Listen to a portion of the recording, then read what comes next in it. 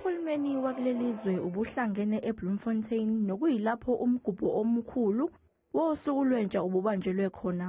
Njengengxenye yokulekelela abantu abasha, iphini likamongameli wakuleli litshele abantu abasha ngezinhlelo zikahulumeni zokuthuthukisa abantu abasha okubalwa kuzo uhlelo loxhasomali losomabhizinisi abasibancane.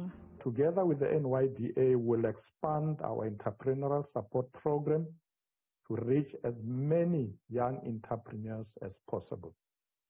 Furthermore, under the Presidential Youth Employment Intervention, the government has launched several youth development empowerment initiatives to assist young people in entering the workforce. Ungqongqoshe wezokufinyeleliswa kwezimilo uthi ukhathazekile kakhulu ngesibalo sabantu abasha abasemajele. So there is a huge number of juveniles in particular, and as you will be aware, we've got very few centers that are specialty for juveniles.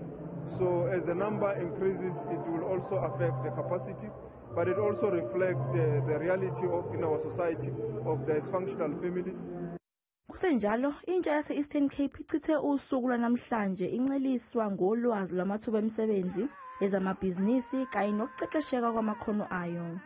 Uthunga bengakwazi ne ndibone nje bana okay umakhulu wami uyathunga ngo-2020 wanifundisa. So ndafunda skill. So into ebalekile ifunda skill, thatha skill zakho uzamuphuhlisa.